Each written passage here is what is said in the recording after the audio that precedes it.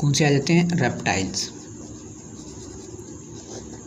अब बेसिकली अगर मैं रेप्टाइल्स की बात करूं तो रेप्टाइल्स ऐसे फर्स्ट वर्टिब्रेट हैं जिन्होंने, ये एम्फीबियन जो थे फर्स्ट वर्टिब्रेट थे जो मूव लैंड के ऊपर मूव किया था, लेकिन वो क्या अपने आप को लैंड के ऊपर मुकम्मल एडेप्टेशन नहीं कर पाए, अपनी मुकम्मल एवोल्यूशन नहीं कर पाए, यानी कि अपने आप को मुकम्मल सर्वाइव नहीं कर सके। रेप्टाइल जो थे इन्होंने मुकम्मल अपने आप को क्या किया कि लैंड के ऊपर सर्वाइव भी किया, मूव भी किया लैंड के ऊपर, एनवायरनमेंट भी चेंज किया और वहाँ उस एनवायरनमेंट के ऊपर अपने आप को सर्वाइव भी किया, अपने अंदर एवोल्यूशन भी लेकर आए। या सिंपली आप कह लें कि first the vertebrate that successful live on land, जो लैंड के ऊपर सक्सेसफुल हो चुके, कामयाब हो गए लैंड के ऊपर रहने पर, सक्सेसफुल लिव ऑन लैंड, ये ऐसे फर्स्ट वर्टिब्रेट थे। अब इनके अंदर कौन सी रिप्रोडक्शन स्टार्ट हो चुकी थी, इंटरनल फर्टिलाइजेशन। फिशेस और एम्फीबियंस के अंदर कौन सी थी, एक्सटर्नल। अब इनके अंदर इंटरनल फर्टिलाइजेशन जो थी वो स्टार्ट हो चुकी थी, इंटरनल फर्टिलाइजेशन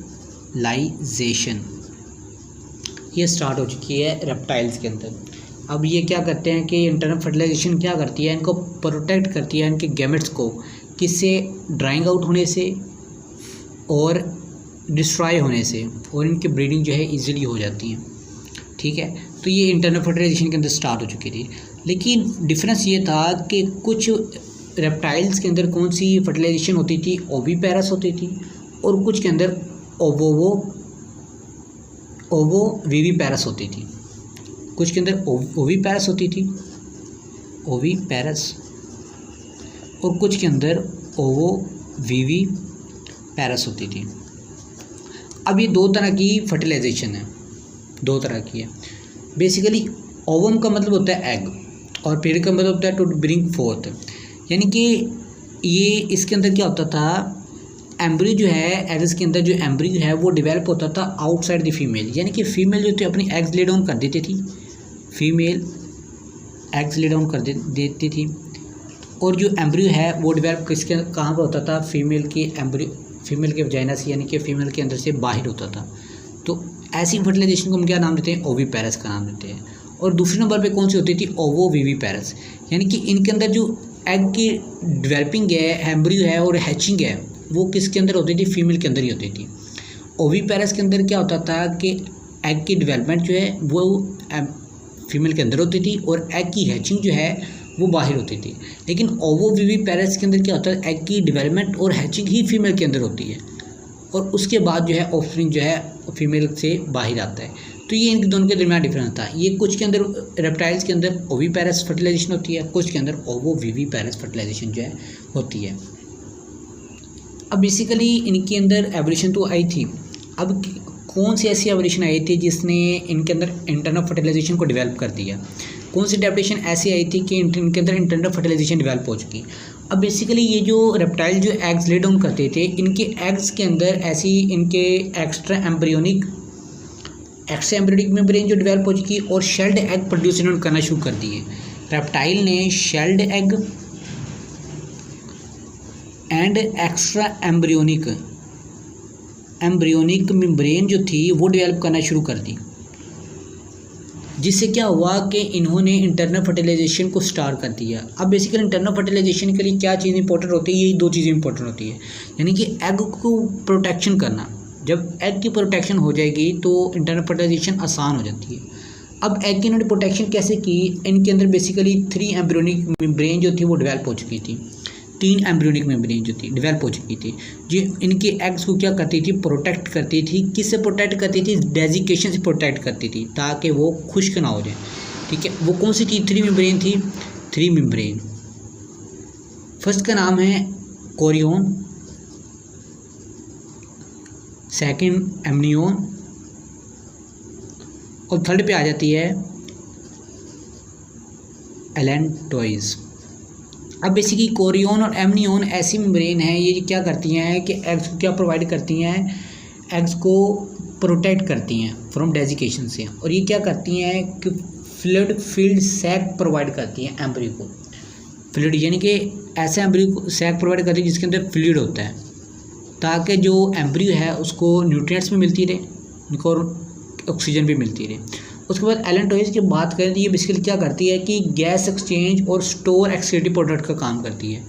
गैस एक्सचेंज करती है एलेंटोइज, गैस एक्सचेंज और एक्सक्रीटरी प्रोडक्ट का। ये क्या काम करती है? ये रेप्टाइल्स के अंदर जो एलेंटोइज मेम्ब्रेन होती है इनके एम्ब्रियो के अंदर, वो ये काम करती हैं। तो बेसिकली ये था कुछ रेप्टाइल्स का स्ट्रक्चर था। उसके बाद हम बात करेंगे बर्ड्स के बारे में। बेसिकली अगर हम बर्ड्स की बात करें तो बर्ड ने क्या किया, रेप्टाइल्स की जो एवोल्यूशन हुई थी उनको मेंटेन रखा, यानी कि इंटरनल फर्टिलाइजेशन का काम मेंटेन रखा। लेकिन इनके अंदर क्या होता था कि इंटरनल फर्टिलाइजेशन के लिए ये विद या सिंपली आप ये कह लें कि इनकी अडेप्टेशन तो वही थी रेप्टाइल्स के अंदर, वो एवोल्यूशन जो हुई थी और उन्हें बर्ड्स ने भी वही एवोल्यूशन हो चुकी थी बर्ड्स में। तो बर्ड्स के अंदर क्या था कि इनके अंदर एक चीज़ की कमी थी, पेनिस की, यानी कि सिर्फ वाटर फाउल बर्ड्स के अलावा, वाटर फाउल बर्ड्स के अलावा इन सब के अंदर किस चीज़ की कमी थी? पेनिस की कमी थी। वाटरफॉल बर्ड्स के अलावा, with exception of waterfall birds lake A penis, यानी कि इनके अंदर पेनिस की कमी थी। किसके लिए? इंटरनल फर्टिलाइजेशन के लिए। अब फिर इन्होंने कौन सा मेथड अडॉप्ट किया? इन्होंने ये मेथड अडॉप्ट किया कि इन्होंने सिंपली ये डिपॉजिट कर देते थे अपने सीमन, यानी कि अपने स्पर्म सेल जो है सिंपली डिपॉजिट कर देते थे अगेंस्ट दी कोलाइका, यानी कि कोलाइका के करीब जो थे अपने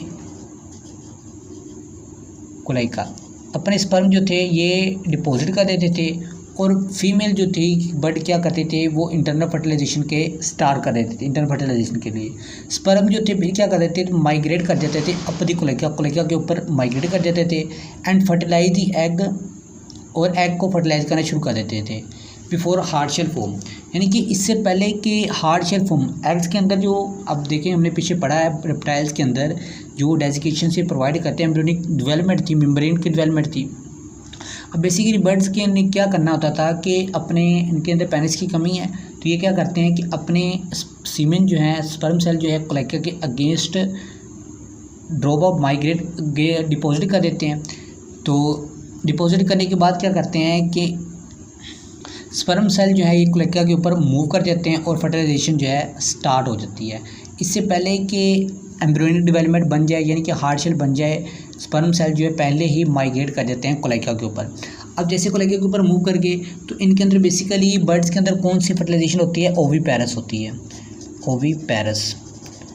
ओविपेरस होती है। क्या करते हैं कि इनके अंदर एग की जो हैचिंग है वो फीमेल से बाहर होती है, यानी कि एम्ब्रियो की डेवलपमेंट फीमेल के अंदर ही होती है और एग की हैचिंग जो बाहर होती है। अब जैसे ही ये एग की हैचिंग हो जाती है तो ये क्या कर देते हैं कि उनके वो फूड जो है उनके पेरेंटल केयर जो प्रोवाइड करते हैं, उससे पहले तो फूड प्रोवाइड करते हैं। यानी कि सिंपली आप ये कह लें कि इनको कैसे प्रोवाइड करते हैं कि अब जैसे इन्होंने एग, फीमेल जो है एग ले डाउन कर देती है, अब उसकी जो शेल है वो थिक हो चुके होते हैं, ऐसे हार्ड हो चुके होते हैं शेल। तो जब वो उनको इंक्यूबेशन के लिए फीमेल बर्ड जो उनके ऊपर सिट करती है, एग्स के ऊपर बैठती है, तो उनको इंक्यूबेशन एंड वार्म प्रोवाइड कर देती है। तो और एग भी इस तरीके से इनको टूटते नहीं हैं, ब्रेक डाउन नहीं होते, डिस्ट्रॉय नहीं होते, क्योंकि उनके हार्ड शेल जो है वो थिक हो चुकी होती है। तो उसके बाद जब एग जो है वो हैच कर जाता है तो बाद में एक्सटेंसिव पेरेंटल केयर के भी देते हैं और बर्ड को, यंग को, अपने ऑफस्प्रिंग को फीडिंग भी करवाती हैं फीमेल बर्ड जो हैं।